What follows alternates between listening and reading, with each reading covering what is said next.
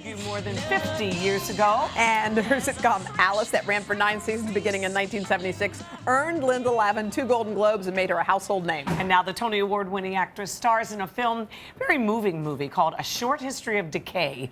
It's a bittersweet story about a woman in the early stages of Alzheimer's disease whose sons come to visit after her husband suffers a stroke. And unfortunately, things are not going to get better for them. He's scared. He's so scared.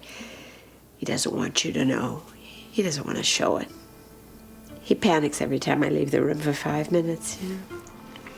He loves you, Mom. Yeah.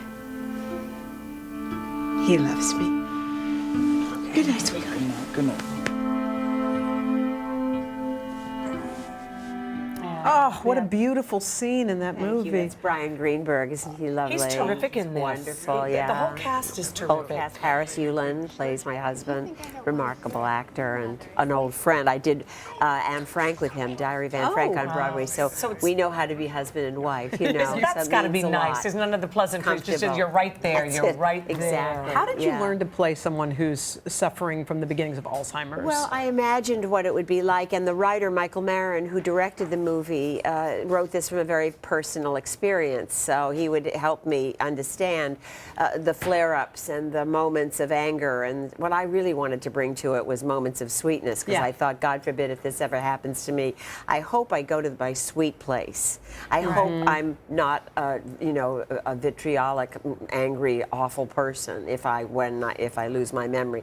You know, I'm an actor, so we have to learn lines, you know, you're performers, and when you start getting older and you can't remember things and you fear that this could happen, it's a terrifying thing. So I used my imagination a lot, and the script really was a great blueprint for it. It rings very true, is what it does. That's great to hear. So was he lived this experience with his own family? With his own family, yes. And he's living it still. His mother is still alive, and what he kept saying to me was, this is a more poignant story because she knows it's happening, rather than the movies we've seen where Alzheimer's is further along.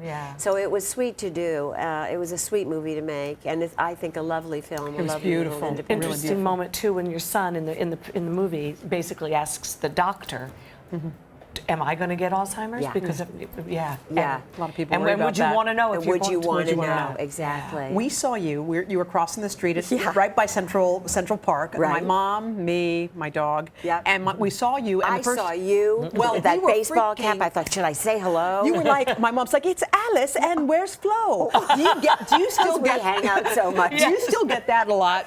Oh, of course, absolutely. I get that a lot. People love that character, loved Flo.